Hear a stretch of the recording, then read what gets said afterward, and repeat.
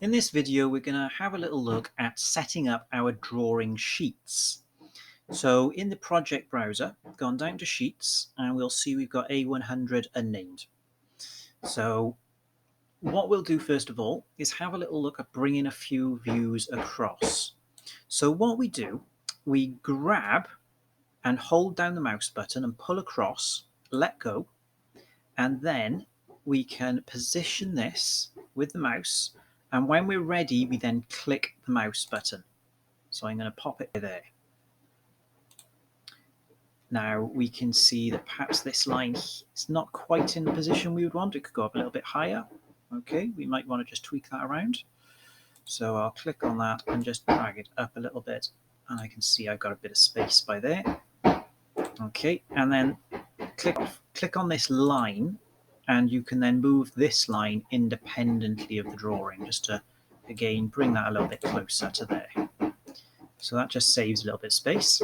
I'll grab and drag the first floor, let go with the mouse button. Now as you move this, you'll get that blue dashed line which lines up the two floors together. So I'm just going to click on that now and click off it, and then grab this line and bring it up until again I get the blue line with the other one so that they are in line with each other. Okay, so there's some floor plans. I will then have a little look at putting some sections on this one. That just about fits in there. In fact, I could just do that, make a little bit of extra space. Okay, and then section number 2 can go over here. Again, I'm going to look for that blue dashed line to make sure it lines up. And then click on that and just drag that one up there and bring it in line like so. Okay, so let's now think about what we could do. So we could click on the text. Now, depending how you do your construction notes, whether you do them in the box over here or alongside different building elements, you could click on there and you can basically put whatever notes you want and then just click off. Okay, so again, the text is highlighted. You can see here what size text you wish to use, and that will then change the font size in printing for you.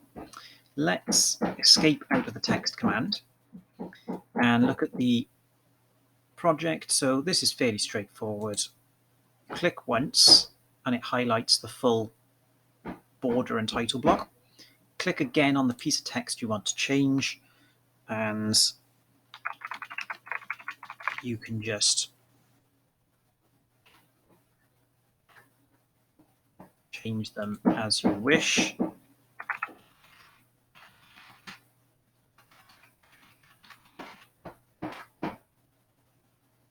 Okay, and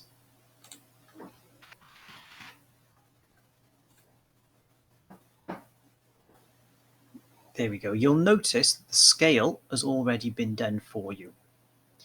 Okay, it imports the scales of the views that you've already done. So that's quite convenient. And then again, just change the drawing number as suits you.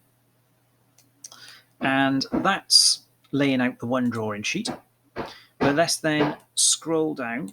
If we right click where it says sheets, we can add a new sheet, and we'll see the A1 metric standard templates already in there.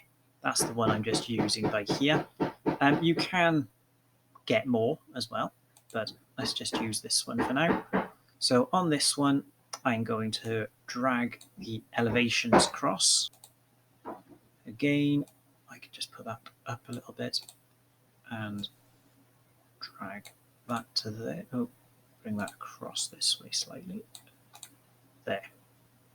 Bit too high. There. Okay.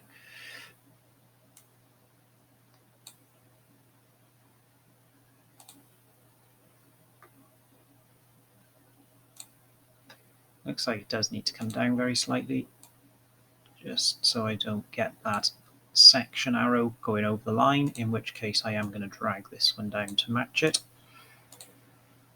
And you can just spend a minute just making it look tidy.